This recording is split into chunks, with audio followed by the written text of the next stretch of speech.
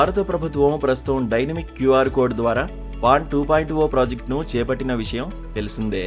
పన్ను చెల్లింపుదారుల్లో ప్రస్తుతం పాన్ కార్డుల వినియోగం, కొత్త కార్డుల ధరలు, అప్గ్రేడ్ చేసిన వెర్షన్లలో ఫీచర్లపై ప్రజల్లో పలు ప్రశ్నలు ఉత్పన్నమవుతున్నాయి.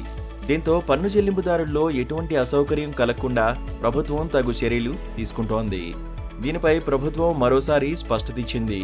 2017-18 ఆర్థిక సంవత్సరంలో పాన్ కార్డుల్లో ప్రభుత్వం క్యూఆర్ కోడ్ విధానాన్ని ప్రవేశపెట్టింది. ప్రస్తుతం డైనమిక్ క్యూఆర్ కోడ్ ద్వారా పాన్ కార్డు సవరిస్తోంది. దీంతో కొత్త వర్షన్ వల్ల పాన్ కార్డు డేటాబేస్ ఎప్పటికప్పుడు అప్డేట్ అవుతోంది. దీనివల్ల డేటాపై సంపూర్ణ విశ్వాసం ఏర్పడనుంది.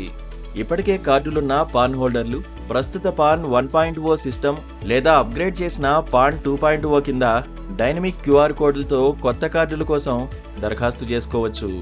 ఈ అప్డేట్ పాన్ వివరాలను ధృవీకరించడానికి ఇది ప్రత్యేకంగా సహాయపడుతుంది. అయితే పాన్ 2.0 ప్రాజెక్ట్ నేపథ్యంలో పాత పాన్ కార్డు హోల్డర్లు కొత్త కార్డుల కోసం దరఖాస్తు చేసుకోనవసరం లేదని ప్రభుత్వం స్పష్టం చేసింది. పాత పాన్ కార్డులు యథాతథంగా పనిచేస్తాయని వివరణించింది. తద్వారా పన్ను చెల్లింపుదారులపై ఆర్థిక భారం మోపలేదని స్పష్టం చేసింది. ఇక అప్గ్రేడ్ చేసిన కొత్త పాన్ కార్డు పొందాలంటే మాత్రం నామమాత్రపు రుసుము చెల్లించాల్సి ఉంటుందని ప్రభుత్వం తేల్చి చెప్పింది.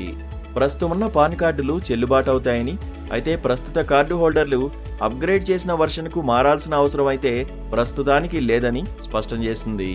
పన్ను చెల్లింపుదారుల సౌకర్యం ఈ సవరణ ప్రధాన ఉద్దేశమని వెల్లడించింది. అలాగే కొత్త దరఖాస్తుదారులకు సేవలను మెరుగుపరచడంలో ఇది ఒక భాగమని చెప్పింది. ఇప్పటికే ఉన్న పాన్ హోల్డర్లపై అదనపు ఖర్చులు విధించకుండా సేవలను మెరుగుపరచడానికి ఈ పాన్ 2.0 ప్రాజెక్టు రూపొందిస్తున్నామని కేంద్ర ప్రభుత్వం వివరణించింది. కానీ కొత్త పాన్ కేటాయింపులతో పాటు అప్డేట్ చేసుకోవడం మాత్రం ఉచితమంది. వీటికి ఎటువంటి ధర నిర్ణయించలేదని స్పష్టం చేసింది. కార్డు హోల్డర్లకు అనవసరమైన ఖర్చు లేకుండా పన్ను చెల్లింపుదారుల సేవలను మెరుగుపరచడమే ప్రభుత్వం లక్ష్యంగా పెట్టుకుందని కేంద్రం తెలిపింది. ప్రస్తుతం ఈ వ్యవస్థను అప్గ్రేడ్ చేయడంలో భాగంగా పాన్ 2.0 ప్రాజెక్టుపై ప్రభుత్వం దృష్టి సారించింది. కొత్తగా తీసుకువస్తున్న పాన్ కార్డు 2.0 లక్ష్యాలను చూసుకుంటే పన్ను చెల్లింపుదారుల నమోదు ప్రక్రియను సులభతరం చేయడం దీని ముఖ్య ఉద్దేశం. అలాగే సత్వరంగా, సమర్థవంతంగా సేవలందిస్తూ వచ్చిన ఫిర్యాదుల పరిష్కార విధానాలు బలోపేతం చేయడం కోసం ఈ విధానాన్ని ప్రవేశపెడుతున్నారు.